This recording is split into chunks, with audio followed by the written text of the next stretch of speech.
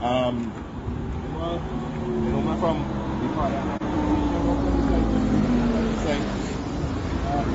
Foreign Use Association, and also, you know, I've been highlighting some issues with T&Tec. Out to you all that in this 2023, that I'll be finding persons who are having challenges with T&Tec, and this is, you know, like what I love to do. I like cases where you see being any media to highlight it, or where people not getting the kind of satisfaction that they should. And I have here Miss Bruce talking, that's 77-year-old Miss Bruce from the Crown Trace area. If you see us walking, we just walked from her home, and she's carrying me to show me pole that T&Tec would have planted. You would have seen I raised similarly. T&Tec had their works in my property in Tobago. T&Tec would have planted a pole on her property without either notice or her consent to do so. Right? So when you reach any property, we'll have Miss Bruce speak as into her challenges. How long now, Miss Bruce, this taking place? Come to the front, Johnny. Talk 2 years now? Yeah, 2 years now. Have you gone to T&Tec and requested them to remove it? Yes, I sent a letter to them. They came, checked it out, and told me that they could move it more to the road. I said, all right. Lo and behold, I received a letter stating that I will have to pay them $9,000 to move it. And did they put that there with your consent? No consent. And did they serve you notice before they placed it? Nothing at all. Right, back on me, Johnny. We all know about the Section 37(1) law that guides T&Tec. And though, bring it our people to hear, because our people to know for themselves, to be very wary with T&Tec when T&Tec coming by the place. And though they have authority to go up on lands and put on their works, pass it over, under, through, there is a process that they are guided by law. Go to the Section 37(1) and read it yourself. They must serve notice. And the reason for serving notice is so that the landowner has an opportunity to object. They have an opportunity to get legal redress. Had they done that, you may have been able to go to a lawyer and get an injunction to stop them, correct? So this is what I always have a problem with, and I am experiencing the same thing and so many others. And I will deal with T&Tec this year, because this needs to stop. And this kind of authority that they have in the law, possibly the AG needs to revoke it and change it in a time like this. Because it is very unfair for this 77-year-old woman. She living right across the road there in her home, to have her property here, for you to come and plant a pool on the lady property. You serve no notice to her. You had no consent from her. And then you have the audacity to say, hey, you know, I could really move it in a better place. Right? So you couldn't put it in a better place in the first place. Exactly. You understand? So she now has to fine $9,000. And T&Tec finds that is something right they should be doing to their customers. And the issue here is this.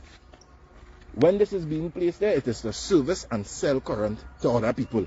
So it's not like they're donating anything to anybody. So yes, it's a benefit for people to be powered by energy throughout our communities. But we have alternative energy, like solar power and all these things now. Some people choosing that. So what gives you the authority to put your works on people's land, not pay compensation for it, and then tell us as the people to pay you to move it? So this is the pole here. This is the pole. Look at my bond here. Right? So you overstep my bond. Right. Put down the pole. Look at the lines and here. The guy wires. Look how far the guy wires going into the woman land. Yes. Watch. That could never be right. Could never be right. Come back, Johnny. Tell us how you feel. I want T&Tec to hear how it makes citizens feel when this thing happened to them. Well, this is very stressful and disgusting, because I have been calling them. I wrote them. I talked to them about it. Nothing doing. They tell me that it is not. It's not in my way. Imagine that. But what you guys wires? They say nothing should be. You don't know what you want to put in the corner there. The whole piece of land is mine. What you're doing on it? If I want, look, I want to fence it. You know, how will I fence it? Correct. When I called them, you know what they said? Why you want a fence and a neighbor has a fence? But exactly. It is my place, and if I choose to fence it, The fence is mine. Correct. You can't tell me that. And 2 years now, up and down, calling. Nobody, no redress. No redress. At all. For me to get redress, I must pay this $9,000. Correct. And the thing is, as we say in Ms. Bruce, is that if you are saying that you could have done it in a way where this line is not obstructive, look at it. Yes. Look at where it is. It is at least 4 feet inside of there. So even if you want to say, well, already pole to the corner here, at the end of the day, look where your guy wire is to keep the pole up. And you cannot tell us as landowners, you know how hard it is sometimes, and I don't want to bring the race factor into it, but you know how hard it is for us to acquire sometimes that African people land by? You understand? That's right. For you to believe that you could just come upon people's property, and I'm not saying that this has nothing to do, because I understand many East Indian people going through this, but I'm talking from a personal perspective, so a little vex me when I say that. I want them to understand that you cannot continue to do this, especially when you are saying that you have an alternative way to put it. Yes. Understand? Especially when you are saying that, here what, that is the biggest slap in the face, you know, Miss Bruce. Yes. To tell you, here what, you know, we could put it somewhere else. Yes, that's but what they told me. had you done what you were supposed to do, find the landowner, serve notice, possibly you could have negotiated that position before, and she might have said, all right, go put it here. Put it by the roadway here and put the guy wires in a way where it would not go, because I have plans to do X, Y, Z.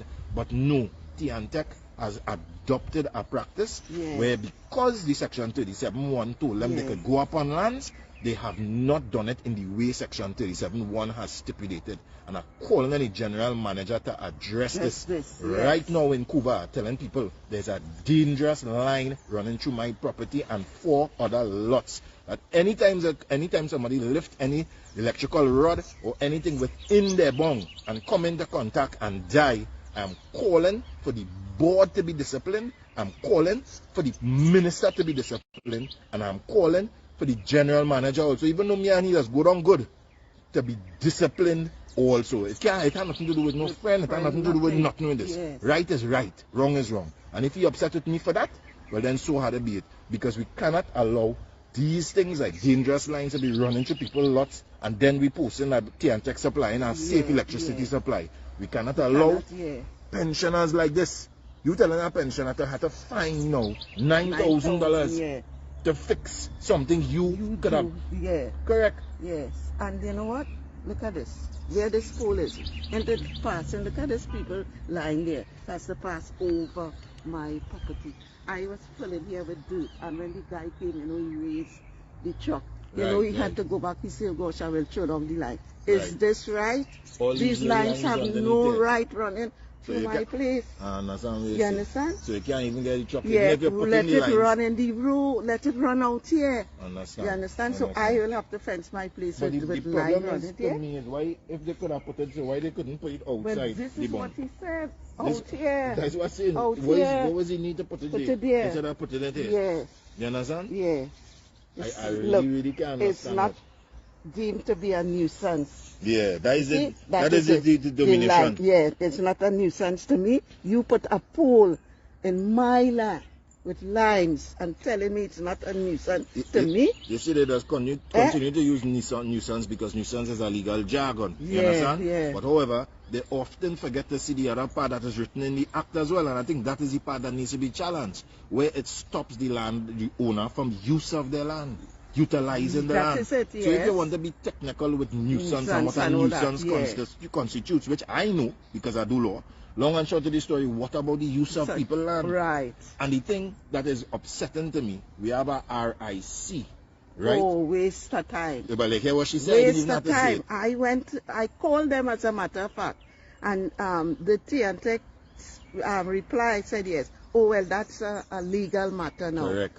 I must get money to go in the courts, right? Get a lawyer, and maybe this may go on for how much years? Correct. And I am here waiting for the use of my property. Correct. That could never be right. I am upset. I am glad you're saying that, because it's the same sentiments that we have been echoing. It is unfair, and I didn't even want to say it in a manner like that, but it comes across to us as a consumer as if you're kind of being extorted. Of course. That's how you feel. Yeah. Because long and short of the story, people, you wonder if the reason they say take us to court is because it is an understanding that a legal proceeding going to take a lengthy amount of time, yes, and it's going to cost an exorbitant amount. Yes. So in event, just pay the money. So yes, or you settle for that. I can't settle for this. And this is not. You understand? It is not right. And we calling. I want to call even more so on the Prime Minister, because at the end of the day, I have written to the Minister of Public Utilities. He messaged me. You write him too? I wrote him too. I have his letter here. And what did he tell you? That he said that T&Tec said they cannot accede to my request. Further, you are therefore required to pay costs incurred for the pole, the location of the pole. So here the minister would tell this lady. Yes. I didn't even know if he interviewer, if he understand. This lot of land you told me is a lot of Zeno, and whose name? Yes, on Cleavon Bruce, Phyllis Bruce. Right, your son and your name. Yes. You understand? I know you told me something about your son. You want to share that? Or you prefer not to? Not well, alright, good. So long and short, so you don't know what other stresses this lady going through. I know. She didn't want to say it. But I know. And at the end of the day, this land is of great sentimental value to her because of whose name it is on also. You understand what I'm showing you?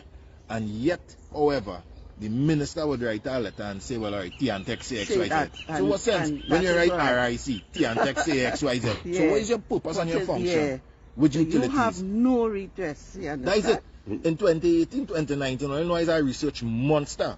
So long and short of the story, there was a GSC on the efficiency of RIC, where T&Tec was also called as well. This is the level of your efficiency?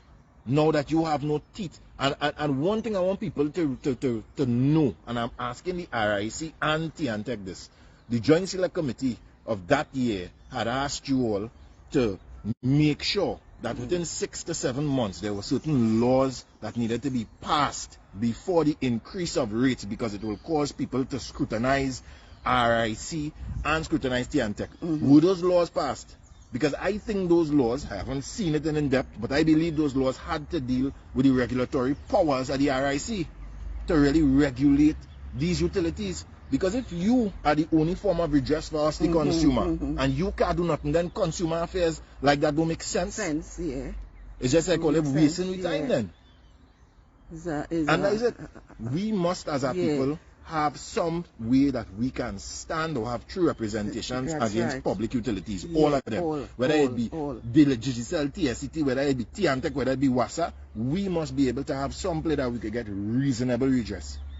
And that, I think, is a responsibility that the minister ensures that this happens. I can understand board members seeing these things all over Trinidad, people talking, because she's the first.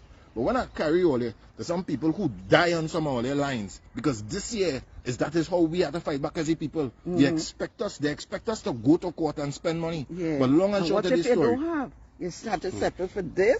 Correct. And can't do nothing? Look, somebody told me to go by legal aid. They would be able to help. When I went by legal aid told me they wouldn't be able to help me because of the job I was doing. I have Just recently I am a retiree now, right? Because of the job you were doing, they wouldn't be able to help me. So even I retire, right? With a certain amount of money, whatever. I don't have that to fight T&Tec in court. I have that to put up for if I die. Correct. You understand? Or if I want to paint my house, or if I want to travel somewhere, not to fight T&Tec in court. Correct, and you are right. And I like how you bring up legal aid, and people who know I involved in the Fathers Association, I will tell you about the millions of, or the hundreds, I'm not going to be so sarcastic, but the hundreds of men that go, and even women, who try to go to legal aid for assistance. They're checking the cost of your fridge, they're checking the cost of your this, and say, well, no, you are above a certain quota, so you can't get assistance. Why? These engines that are built to help the consumer and the citizen, why we don't vote on people who bring in that in the manifesto? People who bring that is what we need to vote on now. Things that we all together, despite our race, despite our culture, despite our religion, despite our diversities, will be able to benefit. People who have manifestos to make sure we have good roads all the time. People who have manifestos to make sure that our regulatory bodies like the RIC, like even in some of the agencies that deals with telecommunication and whatever, to have teeth legislative teach where they could rein in these service providers Yes. who we can't do nothing to. Yeah.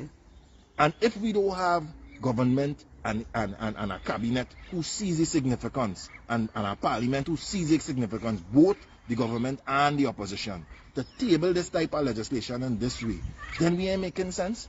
I cannot give you my vote because you look like me. And that is what we need to learn as black and East Indian people. Yeah. You cannot get my vote anymore until you prove to me what you're going to change. We have no satisfaction to get. None at all. You're coming now to tell me I must pay more electricity, right? Right. How could I feel comfortable paying you more electricity and you, on the other hand, you have me dissatisfied? Correct. Huh? What kind of customer satisfaction is it? What satisfaction is that? Huh? You have to pay. Look, I put a tap there to get some water on it so that I could start the fence. 2 years now.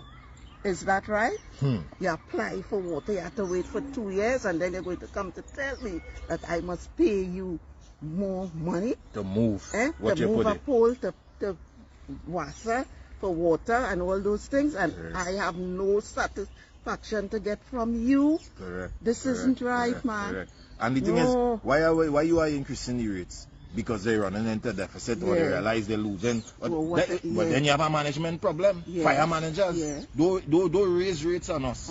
And then you don't charging us for everything. You coming upon people private property in a manner that is not stipulated by your act of parliament.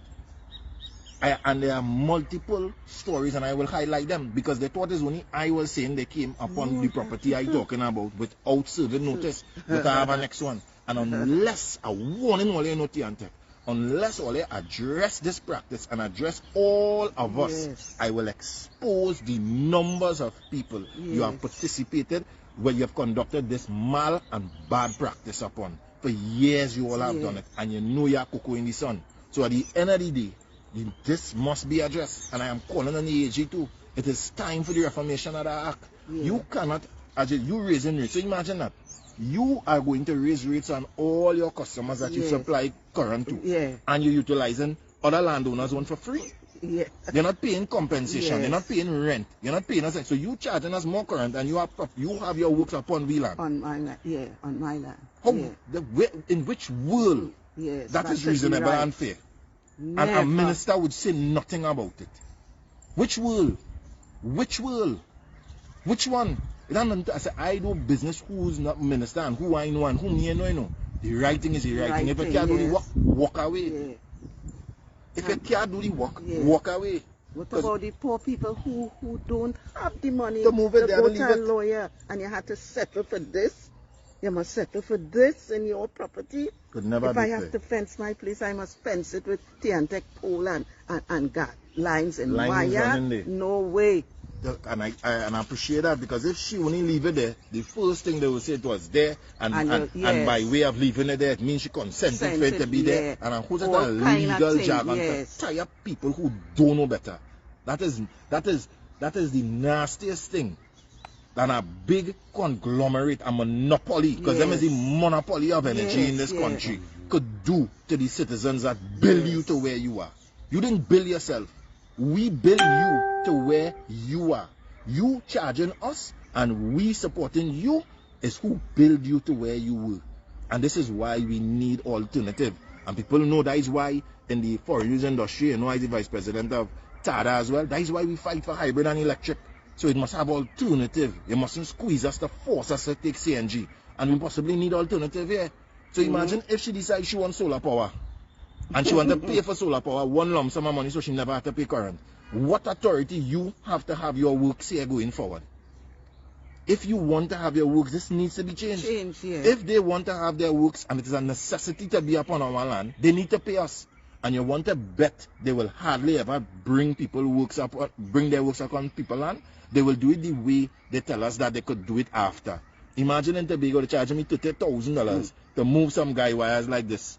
So I asked myself, if you could have moved it, and you know it would have costed the customer $30,000 to make you move what you put there without consent, why you didn't put it there in the first place? Or when they tell us they're going to move it, are you going to move these lines in now and block somebody else's land? Yeah. What is all the operational plan? So T&Tec to me has a lot of explaining to do to the citizenry, and I think it is time that we as citizens, whether it's a landowner now or not, your intention should be, and even if you are not one of you saying you don't care, eventually your children go want to buy a property. Your son, your grandson, somebody will want that property. And it's time for T&Tec to start paying citizens if they want to use their land, to run their works, to sell their current, especially when they plan to raise it on people. We will stand for this no long. Miss Bruce, yes, I guarantee you are the first of many others who have reached out to me that the same thing is taking place. And if we the people have to show T&Tec and show the country what T&Tec has been doing citizens and demanding of citizens, it means they don't care. It means they don't care. Telling you, I have a dangerous electrical wire running there, and they don't care if it continues to run there until somebody dead, they will come the next day and move it. And it's time for that to change. So I say to the board again, I say to the minister again, I say to the general manager again, this is what we will do throughout entire 2023 unless you all get your act together and calling persons you've dealt like this with high-handedly and disrespectfully and address your issue. We're calling on the AG also that you see when T&Tec, there's those old laws that must be from 40 years ago and 50 years ago needs to be reformed. You cannot come upon people land and see this. And you want to know something, mums? Since this come on your land here, imagine you was coming to sell me this land. Me having the experience I have with T&Tec.